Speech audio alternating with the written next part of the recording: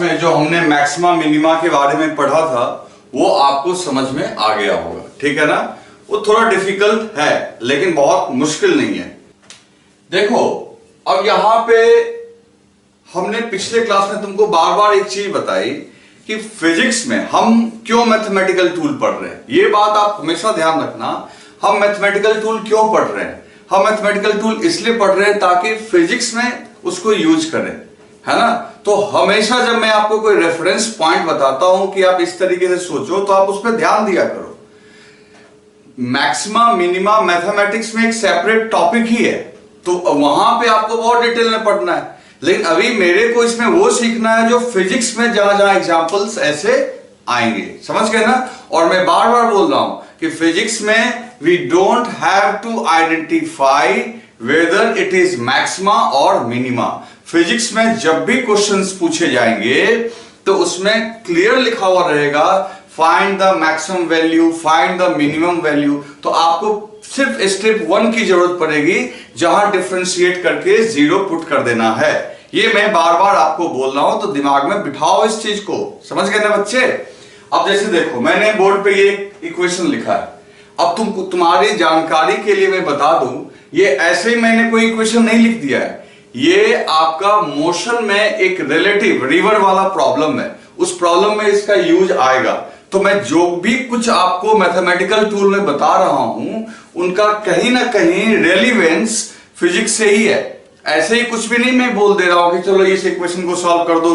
वो हर एक इक्वेशन जो आप देख रहे हो ना बोर्ड पे जो सॉल्व हो रहा है वो फिजिक्स के किसी न किसी न्यूमेरिकल का एक हिस्सा है। तो इसलिए आप केयरफुली ध्यान रखना और कैसे कैलकुलेट करना है, नहीं कैलकुलेट करना है, इस चीज का ध्यान रखना, समझ गए ना। हल्के में किसी चीज को नहीं लेना बच्चे, ठीक है। चलो तो अब बात करते हैं हम लोग यहां पे कि x equal to 5 minus 3 sine theta upon 6 cos theta. Equation आपका ये दिया हुआ है x equal to 5 minus 3 sine theta upon 6 cos theta. ये इक्वेशन दिया हुआ है और क्लियर लिखा हुआ है find the minimum value of x। तो आपको x की वैल्यू निकालनी है। तो पहले तो देखो ये x एक क्वांटिटी है जो किसके ऊपर डिपेंड कर रहा है, थीटा के ऊपर डिपेंड कर रहा है। यानी x is function of theta, क्योंकि एंगल को आप क्या कर सकते हो, चेंज कर सकते हो। बाकी 5, 3, 6 तो चेंज होगा नहीं, दीज आर कांस्टेंट। ये एक नंबर है, इसको आप चेंज कर नहीं सकते हो। तो तुम चेंज किसको करोगे बच्चे, तो तुम चेंज कर सकते हो तो किसको कर सकते हो, सिर्फ और सिर्फ थीटा को। ओके, तो आपको यहां पे x की मिनिमम वैल्यू निकालनी है। तो जितना कुछ आपको हमने सिखाया उसके आधार पे, उसके बेसिस पे आप इसको जरा सॉल्व करके देखो कि आपसे ये सॉल्व होता है कि नहीं होता है। तो आप जल्दी जल्दी सॉल्व करो और मेरे को बताओ कि x की मिनिमम वैल्यू क्या होगी। कर दिया सॉल्व आपने? वीडियो पॉज करो और सॉल्व करो, वीडियो पॉज करो और सॉल्व करो, वीडियो पॉज करके सॉल्व करो, ठीक है। तो सॉल्व कर लिया होगा आपने। अब देखते हैं, अब यहां पे हम लोग इसका आंसर देखते हैं। देखो यहां पे ये x is function of theta. एक बात तो क्लियर हो गई कि ये जो x है ये थीटा का फंक्शन है। ये x किसका फंक्शन है, थीटा का। x जो है वो थीटा का फंक्शन है। अब एक काम करते हैं, हमें कल सिखाया गया कि अगर कोई किसी का फंक्शन है तो उसके मैक्सिमम के टाइम पे और उसके मिनिमम के टाइम पे उसका रेट ऑफ चेंज क्या होता है, 0। तो सीधी सी बात है, हम लोग को जो सिखाया गया है वही काम करते हैं। तो x को थीटा के रिस्पेक्ट में डिफरेंशिएट कर दो। तो x को थीटा के रिस्पेक्ट में डिफरेंशिएट करोगे तो x की वैल्यू जो है ये यहां पे पुट करो, 5 minus 3 sine theta divided by 6 cos theta, है ना। और पूरे का डिवीजन हो गया डी थीटा। फिर मैंने तुम्हें बोला था कि x at the time of maximum हो या फिर क्या हो बच्चों, मिनिमम हो, उस समय dx बाई डी थीटा क्या होना चाहिए, 0। ये बात आपको बताई गई है। तो अब यहां पे dx बाई डी थीटा का वैल्यू क्या पुट कर दो, 0। अब देखो इसको कैसे सॉल्व करोगे, आरएचएस को। इसमें ऊपर में देखो आपका लिखा हुआ है u, नीचे v। तो अपने को बताया गया है कि u और v में क्या करना होता है, जो डिनोमिनेटर में है उसको आगे लेके आओ, दैट इज 6 cos थीटा, है ना, आगे आ गया। फिर यहां लिखेंगे d 5 minus 3 sine theta upon D theta. Okay, अब इधर आ जाते हैं। इधर हमने लिख दिया। अब डिनोमिनेटर की बारी है डिफरेंशिएट होने की, और ऊपर वाला बाहर रहेगा। 5 माइनस 3 साइन थीटा और ब्रैकेट में हो गया d6 cos theta divided by D theta, है कि नहीं बच्चों। और पूरे को डिवीजन में डाल दो v स्क्वायर से, डिनोमिनेटर के स्क्वायर से। तो ये हो गया 36 cos स्क्वायर थीटा। आ रही है बात समझ में।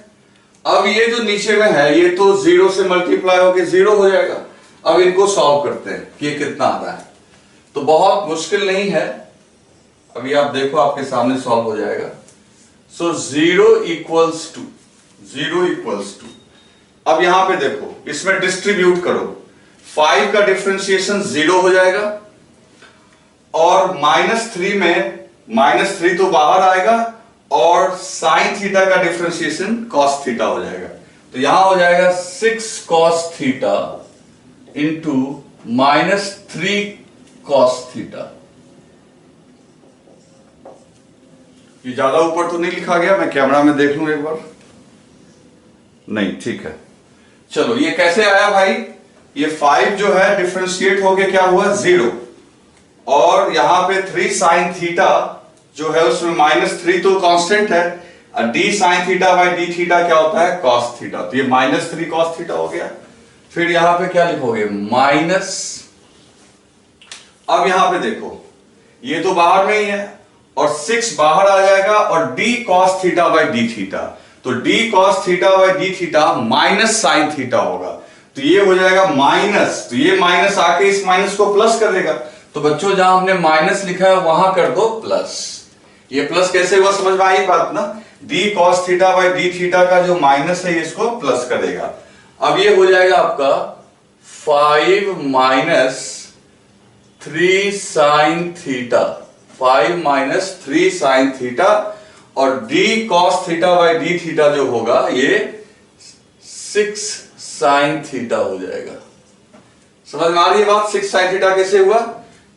d cos theta by D theta होगा माइनस, और वो माइनस को प्लस कर दिया। अब क्या बचा यहाँ पे 6 साइन थीटा।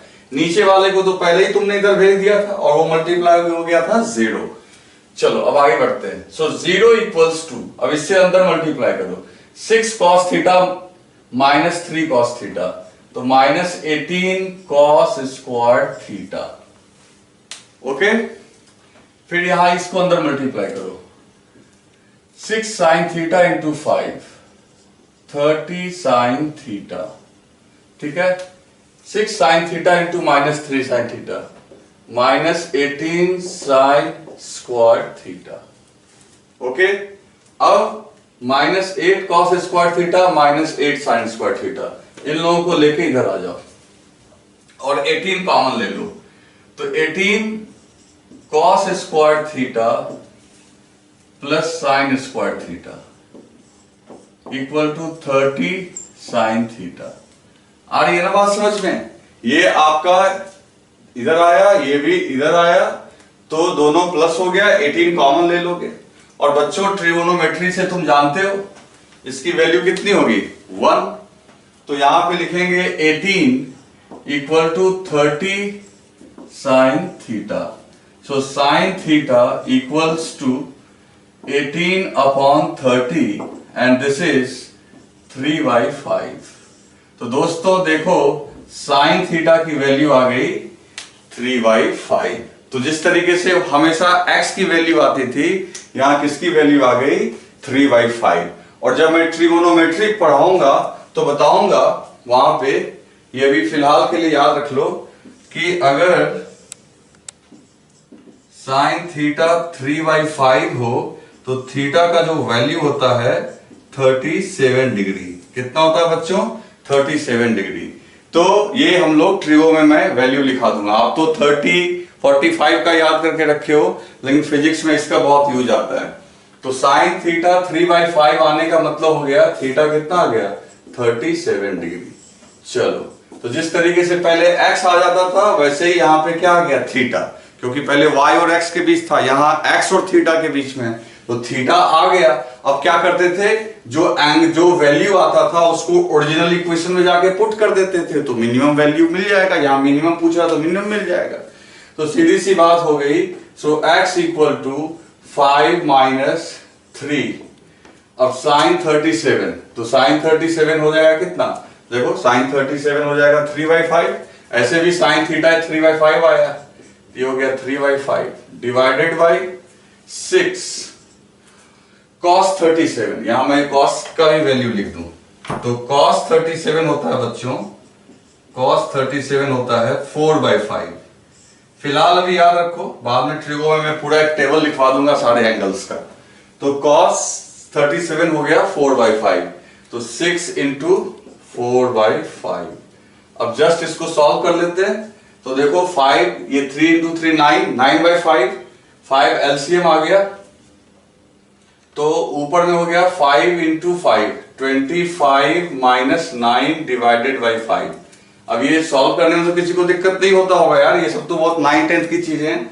एलसीएम लेके हमने ऊपर ऐसे लिख लिया और नीचे 24/5, 6 इंटू 4, 5 कैंसिल हो गया, तो व्हाट यू विल गेट? 16/24। तो 16/24 कितना हो गया? 2/3। तो x की जो मिनिमम वैल्यू निकल के आई बच्चों, x की जो मिनिमम वैल्यू निकल के आई वो आई 2/3।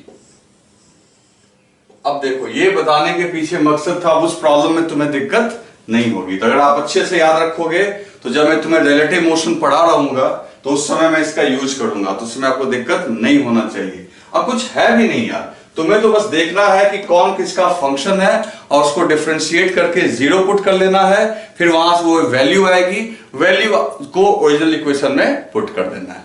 आ रही है बात समझ में? चलो लिख लो इसको।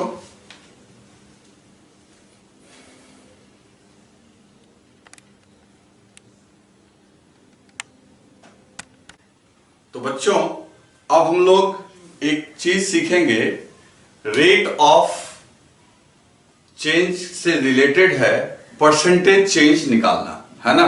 इसके ऊपर फिजिक्स में ढेर सारे क्वेश्चंस आते हैं, बहुत सारे। जैसे आगे चल के तुमको कंपटीशन का क्वेश्चन दिखेगा कि मोमेंटम में 20% का चेंज किए तो काइनेटिक एनर्जी में कितने परसेंट का चेंज हुआ, या किसी रेसिस्टेंस में 2% का चेंज हुआ उसके लेंथ में, तो टोटल रेसिस्टेंस में कितने का चेंज हुआ। ये सब, इन सब चीजों के ऊपर बहुत सारे क्वेश्चंस होते हैं और उन क्वेश्चंस को सॉल्व करने में भी डिफरेंशिएशन हमें मदद करेगा, है ना।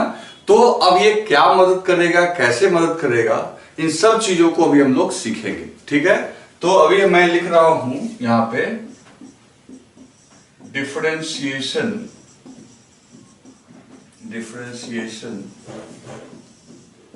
is used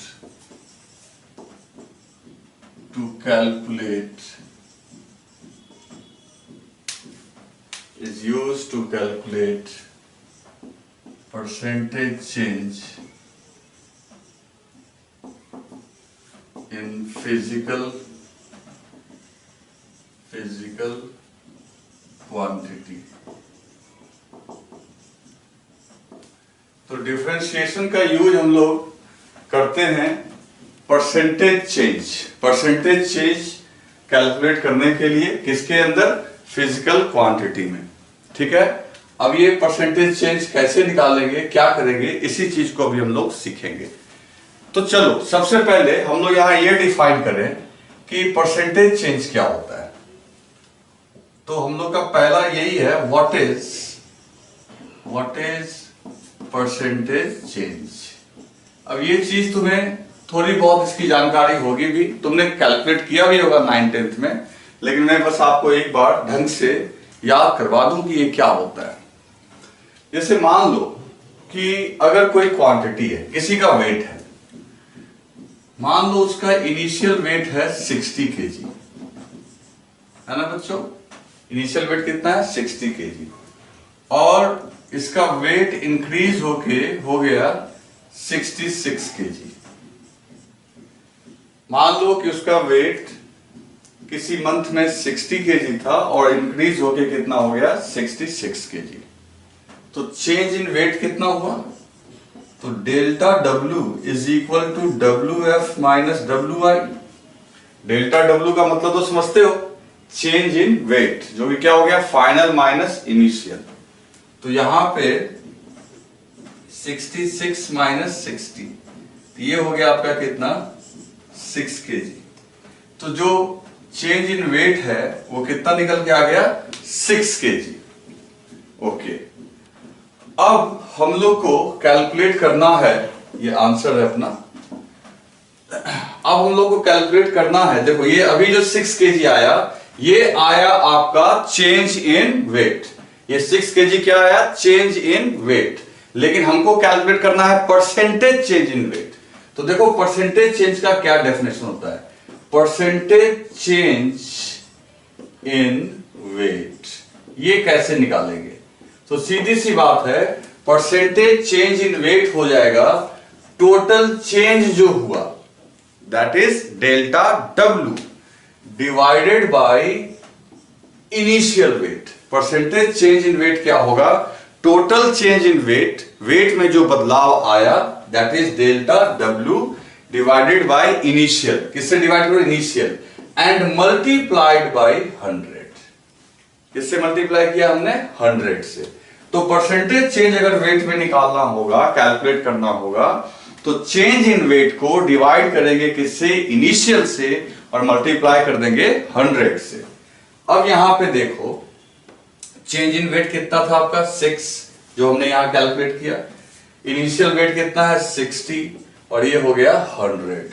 तो ये यहां से कैंसिल हुआ, 6 से 6 कैंसिल हुआ, तो दोस्तों आंसर आ गया 10%। तो इस तरीके से परसेंटेज चेंज कैलकुलेट करने में हम लोग परसेंटेज चेंज हम लोग कैलकुलेट किए। लेकिन अब तुम्हारे दिमाग में एक क्वेश्चन आ रहा होगा कि सर इसमें डिफरेंशिएशन का तो कहीं यूज हुआ ही नहीं। ठीक है, नहीं हुआ यूज, लेकिन सारे क्वेश्चंस इतने इजी नहीं होते। अभी तुम्हें पता चल जाएगा कि डिफरेंशिएशन कैसे मदद करेगा। मान लो कि ये चेंज आपका 60 से 66 हुआ, लेकिन अब एक एग्जांपल समझो कि अगर, इसको अलग से हम लोग लिख रहे हैं यहां पे, अगर मान लो, रेड पेन किधर गया भाई, अगर यहां पे ये मान लो कि ये चेंज जो वेट में हो रहा है ये बहुत छोटा होता, मतलब कि DW चेंज होता, वेरी स्मॉल चेंज, तो उस केस में भी अगर परसेंटेज चेंज निकालते, तो क्या लिखते? तो जहां तुमने delta W by W initial लिखा है, यहां लिखेंगे हम लोग DW by W initial and multiplied by 100। तो इसमें कोई घबराने वाली बात नहीं है। अब यहां से तुम्हें थोड़ा थोड़ा अंदाजा आ रहा होगा कि डिफरेंशिएशन का यूज तो यहां हम लोग कर सकते हैं। तो बच्चों, बड़ा चेंज हो या छोटा चेंज हो, परसेंटेज चेंज का डेफिनेशन तो यही रहेगा कि चेंज अपॉन इनिशियल इनटू 100। बस यही है कि लार्ज चेंज सिग्निफिकेंट, लार्ज के बजाय सिग्निफिकेंट बोलो, सिग्निफिकेंट चेंज के केस में डेल्टा W का यूज करेंगे, और वेरी स्मॉल चेंज के केस में DW का यूज करेंगे। ठीक है, अब इस बात को आप ध्यान रखना, और अभी देखो हम लोग इसका यूज कैसे करेंगे। ओके, तो आप इसको एक बार राइट डाउन कर लो। तो बच्चों, यहां पे हमने लिखा है percentage change in x equal to dx by x initial into 100।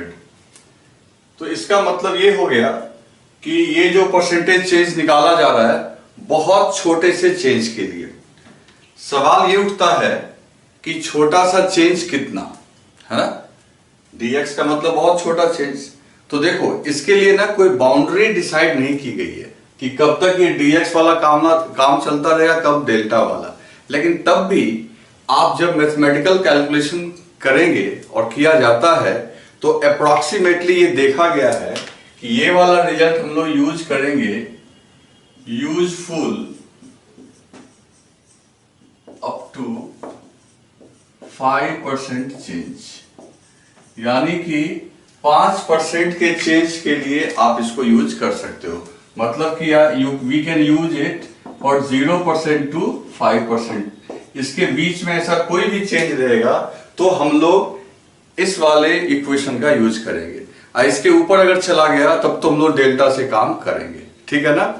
तो फिलहाल अभी इसका हम लोग प्रॉब्लम को सॉल्व करने में यूज करते हैं। थोड़ा आपको डिफिकल्टी आएगी, लेकिन मैं 2-3 प्रॉब्लम जैसे ही सॉल्व करूंगा फिर आपको समझ में आने लगेगा कि आखिर क्या मामला है। जैसे पहले मैं एक क्वेश्चन लिखता हूं, एक car of mass m is moving with velocity v naught।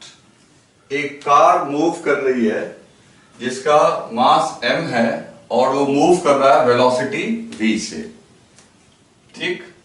Initially ऐसा चल रहा है। इफ इट्स वेलोसिटी, अगर इसकी वेलोसिटी इज चेंज्ड, वेलोसिटी को चेंज किया गया, चेंज्ड, और यहां इंक्रीज करवाया गया, हालांकि डिक्रीज में भी चलेगा, चेंज्ड बाय 0.24%। अगर उसकी वेलोसिटी को चेंज कर दिए हम लोग कितना से, 0.24% से, देन फाइंड परसेंटेज चेंज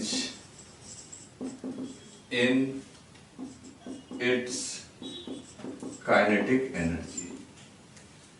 तो बच्चों एक कार है जिसका मास m है, वो मूव कर रहा है, वेलोसिटी कितनी है v। अगर इसकी वेलोसिटी को हम लोगों ने चेंज किया कितने से, 0.24% से, then find the percentage change in its kinetic energy. अब कैसे इसको हम लोग सॉल्व करेंगे, तो आप जल्दी से ये क्वेश्चन लिख लो, ठीक है। मैं इसको रब करूंगा और तब मैं इसको सॉल्व करता हूं। तो आप जल्दी से वीडियो पॉज करो और इन सारी चीजों को लिख लो। लिख लिया आपने? चलो ठीक है। तो देखते हैं कि इसमें हम लोग क्या कर सकते हैं बच्चों।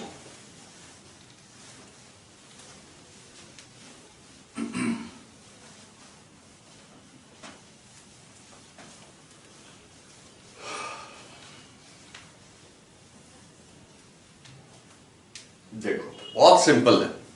सबसे पहले एक कार बनाते हैं हम लोग। चलो ये कार बन गई, ठीक है, ठीक ठाक मॉडल है, बन गई। अब ये कार मूव कर रही है v वेलोसिटी से और मास इसका जो है वो कितना है m। तो इसकी काइनेटिक एनर्जी का फॉर्मूला, इनिशियल काइनेटिक एनर्जी का फॉर्मूला 12 mv²। अब तुम ये तो समझ गए, ये तुम जानते हो पहले से, काइनेटिक एनर्जी को हिंदी में गतिज ऊर्जा बोलते हैं। तो कार की जो काइनेटिक एनर्जी है के, वो किसके बराबर है, 12 mv² के। तो हम लोग यहां बोल सकते हैं कि जो k है ये फंक्शन है v का, क्योंकि एक बार जब कार चलने लगती है तो मास तो नहीं बदल सकते। ऐसे अगर कुछ लोड कर दो वो अलग चीज है, लेकिन जब कार चल रही है तो मास तो चलो फिक्स हो गया। रास्ते में क्या बदल सकते हो, तो वेलोसिटी। वेलोसिटी आराम से बदलने वाली चीज है। कभी ब्रेक लगा दो तो स्लो हो जाएगी, एक्सेलरेट कर दो तो तेज हो जाएगी। तो इसका मतलब है काइनेटिक एनर्जी अगर एक वेरिएबल क्वांटिटी है तो वो किसका फंक्शन है, वेलोसिटी का। ओके, चलो हमें क्या बोला गया है कि वेलोसिटी में चेंज हुआ 0.24% का। तो भाई अगर वेलोसिटी में चेंज करोगे तो काइनेटिक एनर्जी में भी चेंज आएगी, क्योंकि काइनेटिक एनर्जी किसके ऊपर डिपेंड कर रहा है? वेलोसिटी के ऊपर। तो इसका मतलब है कि काइनेटिक एनर्जी में कितना चेंज होगा ये अपने को निकालना है। अब काइनेटिक एनर्जी क्यों चेंज होगा ये तुम्हें पता चल गया, ठीक है। सॉल्व करते हैं। अब मैं एक मेथड बता रहा हूं, आपको इसी को यूज करना है और बाद में इसका मैं एक शॉर्टकट भी बताऊंगा। तो कंपटीशन में शॉर्टकट का यूज करेंगे, अब बोर्ड्स के एग्जाम के लिए पूरा प्रोसेस लिखेंगे। सबसे पहले काइनेटिक एनर्जी इक्वल्स टू है हाफ mv स्क्वायर। ये initial kinetic energy, initial velocity है। तो तुम देख सकते हो कि काइनेटिक एनर्जी वेलोसिटी का फंक्शन है। तो काइनेटिक एनर्जी को डिफरेंशिएट करो वेलोसिटी के रिस्पेक्ट में, तो ऑटोमेटिकली हम लोग लिखेंगे dk बाई dv। क्या लिखेंगे? dk by dv।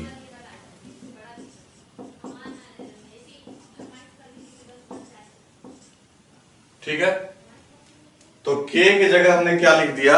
Half mv square. तो ये हो गया आपका dk by dv half m। Constant है, इसको बाहर निकाल लिए तो अंदर में क्या हुआ? dv square by dv। Half और m कांस्टेंट है, बाहर आ गया तो हो गया dv स्क्वायर बाई dv, और इधर क्या हो गया? dk by dv। ओके, चलो अब हम लोग यहां से आगे देखते हैं। तो यहां से आगे क्या होगा बच्चों? तो यहां से आगे होगा dk बाई dv, है ना। अब देखो ये पावर कितना है? 2।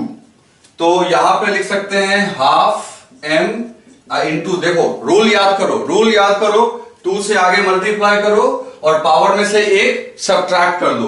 तो 2 में से एक सब्ट्रैक्ट करोगे तो सिर्फ v बचेगा। तो देखो ये half m into 2 into v। Okay, अब तुम्हारा मन कर रहा हो कि ये 2 को कैंसिल कर दें। बच्चों कैंसिल मत करना, अभी हम लोग रुकेंगे, ऐसा इसको हमको बचा के रखना है। अब तुम देखते जाओ क्या क्या होगा। ये 2 को कैंसिल मत करना। फिर लिख दो dk by dv equals to 2 into half mv। Okay, 2 को कहां ले आए हम लोग? आगे। अब देखो आगे क्या करेंगे। फिर हो गया dk upon dv equal to 2 into half m। अब v से ऊपर मल्टीप्लाई करो, v से नीचे डिवाइड करो। तो ऊपर मल्टीप्लाई किया तो v स्क्वायर हो गया, नीचे v। देखो अल्टीमेटली ये कैंसिल होके तो v बच जाएगा ना। तुम्हें क्या दिक्कत है? अरे हाफ mv है और अगर ये v भी कैंसिल हो गया तो हाफ mv तो होगा। तो इस तरीके से dk बाई dv, तो dk by dv equals to 2 into half mv square. अब v को ना इसके नीचे डाल दो। अब तुम ये देखो ये क्या आ गया बच्चों? Half mv square. और ये क्या है? अपना पुराना यानी अपना इनिशियल काइनेटिक एनर्जी। तो ऑटोमेटिकली ये हो गया dk by dv equal to 2 by v and this is k। कहां से k आया? क्योंकि हाफ mv स्क्वायर पुराना k है। कहोगे अब क्या हुआ? अब क्या करना है तुम्हें? देखो इधर dk dv और इधर हो गया ऊपर k नीचे v, क्रॉस मल्टीप्लाई कर लो बच्चों। तो इधर लिखोगे dk अपॉन k, अब v को dv को इधर डाल दो तो 2 into dv upon v, dk by k, और इधर क्या हो गया? 2 इंटू dv बाई v। अब क्या करेंगे? दोनों तरफ 100 से मल्टीप्लाई कर लेंगे। देखो कोई भी इक्वेशन में तुम अपने मन से जिस क्वांटिटी से इधर मल्टीप्लाई कर सकते हो उधर भी तुम उसी क्वांटिटी से मल्टीप्लाई कर सकते हो। तो ये हो गया 100 into dk by k equal to 2 into dv upon v into 100। Okay बच्चों, तो दोनों तरफ हमने 100 से मल्टीप्लाई कर लिया। लेकिन इस 100 का मतलब क्या हुआ बच्चों? यहां पे ध्यान से देखो, ये 100 का क्या मतलब हुआ? 100 इंटू dk बाई k, इसका मतलब हुआ देखो छोटा change in k upon initial k into 100। क्या इसे हम लिख सकते हैं परसेंटेज चेंज इन k? लिख सकते हैं या नहीं लिख सकते? तो जवाब है लिख सकते हैं। ठीक इस तरीके से ही बच्चों dv अपॉन v, छोटा सा change in v upon v into 100, तो इसको लिख सकते हैं बच्चों यहां पे 2 into percentage change in v, 2 into percentage change in V। और बच्चों तो percentage change in K equal to 2 into percentage change into V, और परसेंटेज चेंज इन V आपको क्वेश्चन में दिया हुआ है 0.24, तो बहुत आराम से 2 इंटू 0.24 को मल्टीप्लाई कर लो, ये 0.48%। यहां ढंग से मैं लिख दे रहा हूं, आंसर आ गया K इक्वल टू 0.48%। क्लियर है? तो ये देखो हमारा आंसर आ गया। तो आप कंफ्यूज मत करना, मैं एक बार फिर बता रहा हूं, ध्यान से सुनो। काइनेटिक एनर्जी वेलोसिटी का इक्वेशन, वेलोसिटी के रिस्पेक्ट में डिफरेंशिएट कर दो बोथ साइड। इधर हो गया dk बाई dv और इधर हो गया हाफ m आगे आ गया, and this is dv square by dv। तो dk बाई dv ये हाफ m और v स्क्वायर बाई dv, तो 2 पावर आगे कर दो, पावर में से एक सब्ट्रैक्ट कर लो, ये क्या हो गया आपका 2v। अब क्या करो, 2 को आगे कर दो, तो ये क्या आ गया आपका हाफ mv, और इधर हो गया बच्चों dk बाई dv। अब क्या करेंगे, अब आपको 2 कैंसिल जो करने का मन कर रहा है ना, इसको कैंसिल मत करना, ठीक है ना। तो इसको 2 को रहने दो, आगे 2 को कर दो, और एक काम करो, ऊपर भी v से मल्टीप्लाई करो, नीचे भी v से मल्टीप्लाई करो। तो ऊपर हो गया v स्क्वायर, नीचे हो गया v, तो ऑटोमेटिकली हाफ mv स्क्वायर जो है ये क्या हो गया k, और नीचे वाला v तो आपका हो ही गया। तो इस तरीके से बच्चों आप देखो ये कैसे कैसे मैंने इसको सॉल्व किया, कहीं दिक्कत नहीं होनी चाहिए। यहां मैंने इधर भी 100 से मल्टीप्लाई किया, उधर भी किया, ऐसा हम लोग कर सकते हैं, क्योंकि अल्टीमेटली ये कैंसिल तो हो ही जाएगा। क्लियर है? तो आप इस तरीके से इस प्रॉब्लम को देखिए। अभी थोड़ा टफ भी लगा होगा, तो अभी 2-3 मैं ऐसा और अभी सॉल्व कर देता हूं, और लास्ट में एक ट्रिक भी बताऊंगा, फिर तो आपको दिक्कत भी नहीं आएगी थोड़ी सी। तो आप एक बार इसको राइट डाउन कर लो अच्छे से। अब नेक्स्ट क्वेश्चन देखते हैं बच्चों। तो देखो, मान लो एक स्फेयर है, ये आपका स्फेयर है, और स्फेयर का रेडियस है r, ठीक है दोस्तों। ये क्या है, स्फेयर, हिंदी में बोले तो गोला। क्या है, गोला। चलो, इस स्फेयर का वॉल्यूम, स्फेयर का वॉल्यूम तुम्हें पता है कितना होता है, 4/3 पाई r क्यूब। ये स्फेयर का वॉल्यूम है। स्फेयर का वॉल्यूम हो गया 4/3 पाई r क्यूब। ये v आपका क्या है बच्चों, वॉल्यूम। v क्या है बच्चों, वॉल्यूम। तो स्फेयर का वॉल्यूम रेडियस पे डिपेंड करता है। अगर रेडियस को चेंज करेंगे तो वॉल्यूम चेंज होगा या नहीं होगा, तो जवाब है ऑफ कोर्स चेंज होगा। तो एक काम करो, तो volume is the function of radius. Volume किसका फंक्शन है बच्चों, रेडियस का। वॉल्यूम किसका फंक्शन है, रेडियस का। चलो, अब क्वेश्चन क्या आया, इफ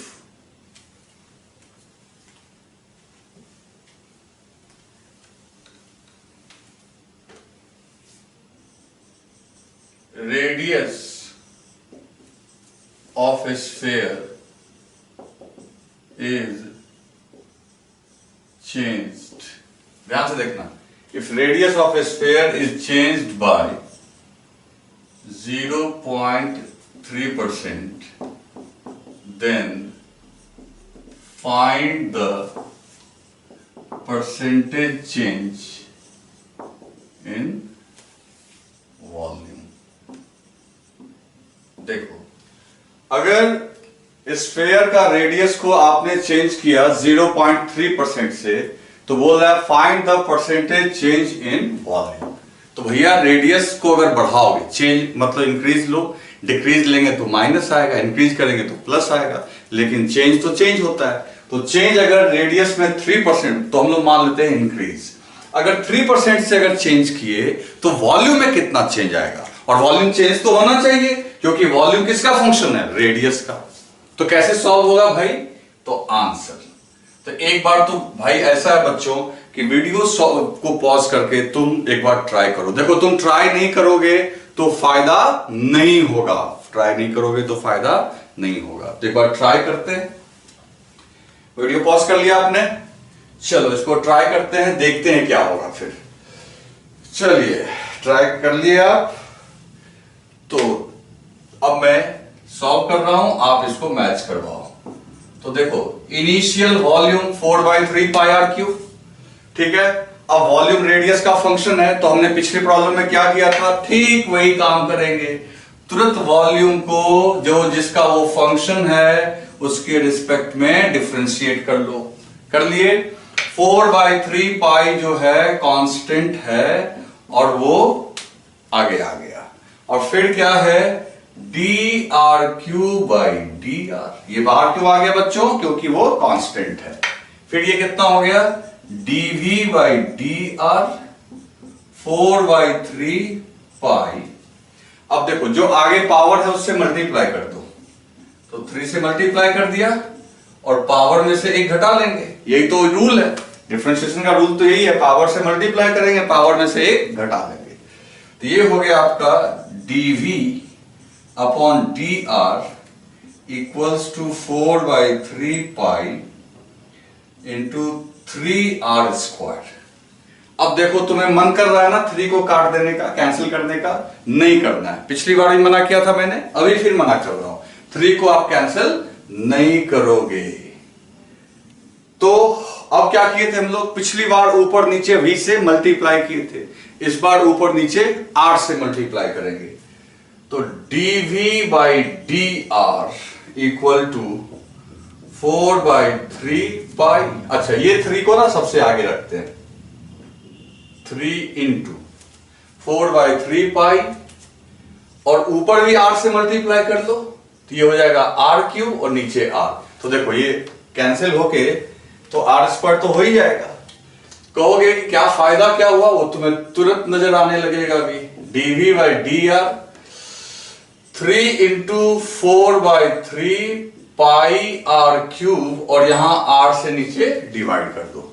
अब इसको पहचानो, ये क्या है, 4/3 पाई r³, 4/3 पाई r³, 4/3 पाई r³। ये क्या है, वॉल्यूम। तो बच्चों यहां पे ये हो गया dv/dr 3/r इंटू वॉल्यूम। आ रही है बात समझ में।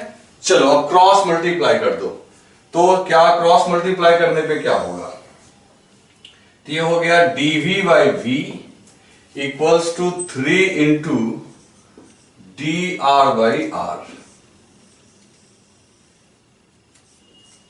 तो dv/v equals to 3 into dr/r आ गया ना आपका।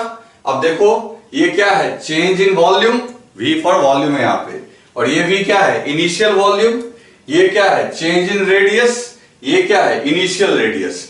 अब दोनों के तरफ 100 से मल्टीप्लाई कर दो, तो 100 multiplied by dv/v equal to 3 into dr/r into 100।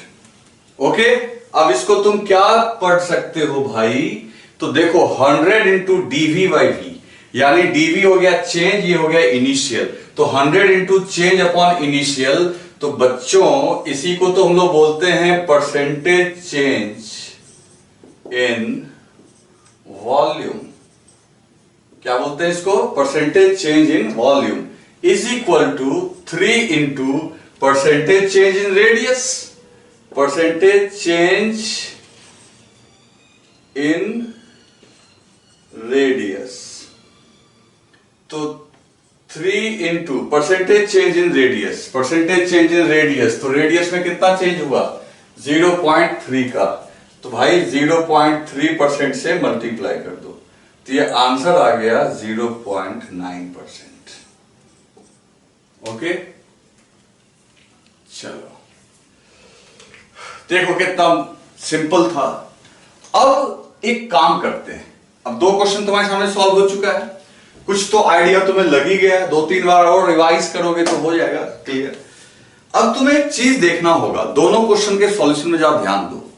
पिछली बार था k equal to half mv², v का पावर 2 था। अगर v के चेंज को 0.24 को सीधा 2 से मल्टीप्लाई करते तो इतना करने का जरूरत नहीं था, आंसर क्या आ गया था, 0.48। कितना आ गया था, 0.48। ठीक इस तरीके से इस बार फॉर्मूला में देखो v equal to 4/3 pi r³ है, रेडियस का पावर कितना 3, और रेडियस में कितना का चेंज कर रहा है 0.3, तो जिसमें चेंज दिया हुआ है उसको उसके पावर से मल्टीप्लाई कर दो तो सामने वाले का चेंज आ जाएगा। तो 0.3 को 3 से मल्टीप्लाई करोगे तो सीधा 0.9 आएगा। तो कंपटीशन में तुमको ऐसे ही करना है, सीधा जिसमें चेंज कर रहे हो उसके पावर से मल्टीप्लाई कर दो, आंसर आ जाएगा, एकदम सही होगा वो। ये ट्रिक है यहां पे, आई बात समझ में। लेकिन अपने को ये मेथड पता होना चाहिए, क्योंकि हम लोग को सिर्फ कंपटीशन में तो मान लो ऑब्जेक्टिव्स आते हैं, लेकिन आपका जो एग्जामिनेशन, आपका जो बोर्ड वाला होगा, वहां पे तो आपको सॉल्व करके लिखना होगा, है ना। स्कूल में तो सॉल्व करके लिखना होगा, तो सॉल्व करके लिखना होगा तो ट्रिक तो नहीं चलोगे, उसमें आपको ये पूरा मेथड लिखना पड़ेगा। ठीक है बच्चों, तो इसको राइट डाउन करो, फिर नेक्स्ट क्वेश्चन देखते हैं।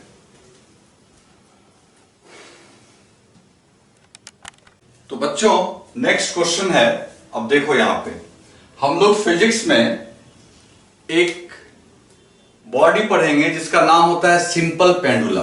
क्या होता है? Simple pendulum. तुम जानते भी होगे कि इस तरीके से वो ऑसिलेट करता है, सिंपल पेंडुलम इस तरीके से वो ऑसिलेट करता रहता है। तो इसके ऑसिलेशन के लिए एक फॉर्मूला होता है टाइम पीरियड के लिए। किसके लिए? टाइम पीरियड के लिए। तो फॉर्मूला होता है बच्चों T इक्वल टू 2π√L/G। अब ये फॉर्मूला कैसे आया इस पे हम लोग को ध्यान नहीं देना है, हम लोग को अभी तो मैथमेटिक्स का यूज सीखना है। तो तुमको बस दो चीज पे ध्यान रखना है, ये जो टाइम पीरियड है इसको टाइम पीरियड बोलते हैं, और ये लेंथ हो गया। तो टाइम पीरियड किसका फंक्शन हो गया बच्चों? लेंथ का। ठीक है, मतलब अगर लेंथ चेंज करोगे तो टाइम पीरियड चेंज होगा। तो हमको बस इससे मतलब है, ठीक है ना। बाकी ये फॉर्मूला कैसे आया नहीं आया ये तो अपने चैप्टर की बात है। तो हम लोग यहां पे लेंथ को चेंज करेंगे और देखेंगे कि टाइम पीरियड पे क्या इफेक्ट पड़ रहा है। तो देखो क्वेश्चन क्या है। क्वेश्चन क्या है बच्चों कि if length of pendulum is increased by 0.6%, then find percentage change in time period. Okay? तो ठीक है, देखो अब ट्रिक वाले मेथड से तो तुरंत इसका आंसर किया जा सकता है। कैसे? तो T इक्वल टू क्या हो गया? 2π√L² upon G²।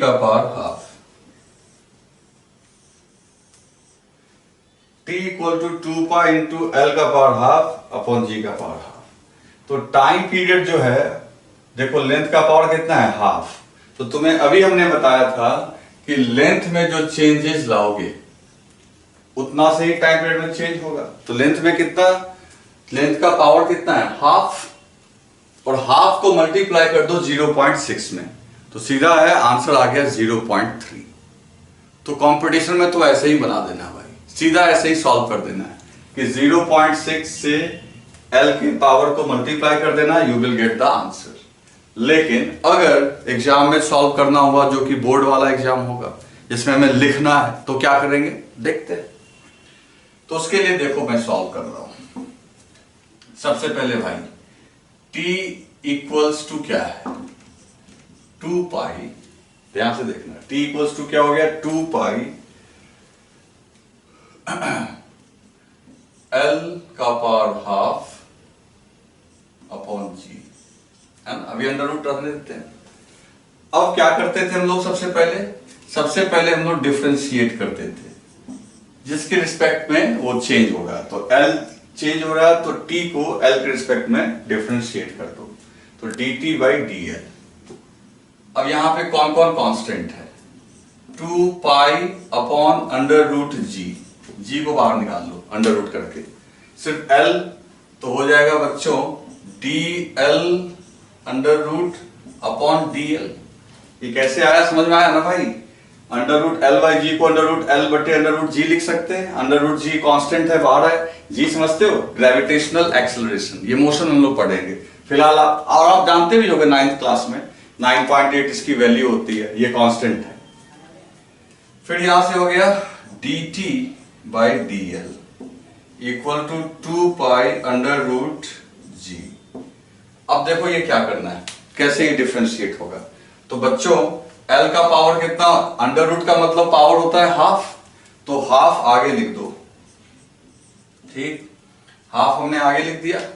अब पावर में से एक सब्ट्रैक्ट कर लो, हाफ माइनस 1, क्लियर। अब फिर मैंने बोला था ना 2 को काटने का मन कर रहा होगा ना, काटना मत, रहने दो उसको। तो ये हो गया dt बाई डी एल, और हाफ को एकदम आगे लेके चले जाओ, half 2 pi under root G, और ये हो गया L का पावर -1/2, क्लियर। फिर देखो क्या होगा, so dt by D L equal to 1/2 into 2 pi under root G. इसको नीचे उतार लोगे तो ये भी हो जाएगा आपका 1 बाय अंडर रूट एल। ये नीचे कैसे आ गया भाई, पावर देखो ना माइनस है, हाफ में से 1 सब्ट्रैक्ट करोगे तो -1/2 होगा, तो ये कहां आ गया, नीचे। फिर देखो dt by D L equal to 1/2 into 2 pi under root G. और इसको हम एक काम करते हैं, ऊपर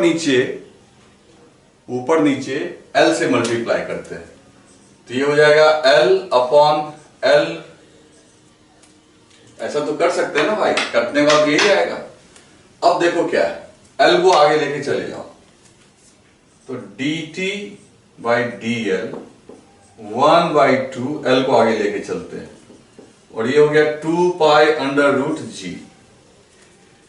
और अंडर रूट एल से इस L को अगर काटोगे, L को लिख सकते हो ना under root L into under root L, तो ऊपर में बच जाएगा एक अंडर रूट L, और ये L आपका आगे आ गया। अब इसको पहचानो, ये क्या है, तो 2 pi under root L by G. तो देखो 2 pi under root L by G, अरे इसी को हम लोग चाहें तो ऐसे भी लिख सकते हैं भाई, इसको हम लोग अलग अलग भी लिख सकते हैं। जैसे मान लो under root L by G है, तो इसको अलग अलग लिख सकते हैं, under root L upon under root G, उसमें कोई बड़ी बात नहीं है। तो ये पुराना वाला टाइम हो गया बच्चों। तो dt by D L equal to 1/2L into T, clear है। अब क्रॉस मल्टीप्लाई कर देते हैं, तो क्रॉस मल्टीप्लाई अगर कर लेंगे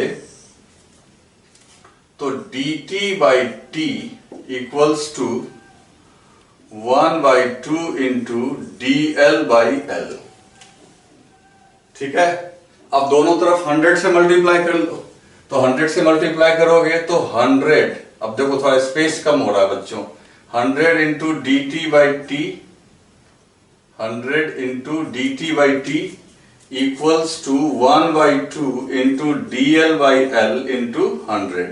तो ये क्या हो गया बच्चों, ये हो गया परसेंटेज चेंज इन टी, जो कि हो जाएगा 1/2 into percentage change in L, और परसेंटेज चेंज इन एल कितना है 0.6, तो 0.6 को मल्टीप्लाई कर दो 1/2 से, तो क्या आंसर आ गया 0.3%। तो वो तो मैंने तुमको पहले ही बोल दिया था कि आप सीधा कंपटीशन में तो डायरेक्ट पावर से मल्टीप्लाई करो और आंसर लिख दो, लेकिन एग्जामिनेशन में आपको इतना सॉल्व बोर्ड वाले एग्जाम में करना पड़ेगा, ठीक है। तो 3 क्वेश्चन से तुम्हें कुछ तो प्रैक्टिस हो गया होगा, बार बार इसको देखना तो आपको और प्रैक्टिस हो जाएगा, ठीक है। तो बच्चों अब यहां तक हमने सीखा, अब मैं 2 होमवर्क देता हूं, ठीक है ना, इसको आप सॉल्व करना। तो देखो एक क्वांटिटी होती है I, मोमेंट ऑफ इनर्शिया, क्या बोलते हैं बच्चों इसको, मोमेंट ऑफ इनर्शिया। अब ये अभी क्या है ये जानने का जरूरत नहीं है, तुम बस फॉर्मूला देखो, ये हम लोग आगे पढ़ेंगे। I equal to 2/5 mr²। कोई भी सॉलिड स्फीयर जो होता है, जैसे मान लो ये सॉलिड स्फीयर है, सॉलिड स्फीयर का मतलब समझे, भरा हुआ गोला, सॉलिड स्फीयर, ठोस भरा हुआ गोला, ये अपने एक्सिस के अबाउट नाचता है। तो इस नाचते हुए गोले का जो मोमेंट ऑफ इनर्शिया है वो है 2/5 mr², जहां m इसका मास है, r इसकी रेडियस है। ओके, तो मोमेंट ऑफ इनर्शिया डिपेंड करता है। अब कह रहा है, क्वेश्चन क्या कर रहा है, if radius of sphere is increased by 0.5%, change किया गया 0.5%, then find percentage change in its MOI। MOI मतलब मोमेंट ऑफ इनर्शिया, उसको मैंने शॉर्ट फॉर्म में लिख दिया। अब तो तुम सोच रहे हो कि सर ये तो बहुत आसान है, पावर से मल्टीप्लाई कर देते हैं, 0.5 को आंसर लिख देंगे। करके देखना, मैं बताऊंगा कि इसका क्या आंसर है, आप ट्राई करना इसको। ठीक है, पहला क्वेश्चन ये। एक और क्वेश्चन लो। A car is moving with velocity v, जो पहला क्वेश्चन था वैसे ही है। A car is moving with velocity v and having mass m, if its velocity is increased by 20%, अब देखो 5% से ऊपर चला गया, अब दिमाग लगाना पड़ेगा तुमको। If its velocity is increase by 20%, find percentage change in its kinetic energy. ठीक है बच्चों, ये दोनों क्वेश्चन आपका रह गया होमवर्क। कल इसे आप सॉल्व करके रखेंगे और वीडियोस को लगातार देखते रहो, नोट्स बनाओ। सबसे इंपॉर्टेंट क्या है, नोट्स बनाओ। रिकॉर्डेड फॉर्म में एल्बम नहीं बनाना है, नोट्स बनाओ। समझ गए ना? अच्छे से पढ़ाई करो और इसको हम लोग नेक्स्ट क्लास में सॉल्व करेंगे। इसको लिख लेना, राइट डाउन कर लेना। ओके बच्चों, ठीक है, थैंक यू।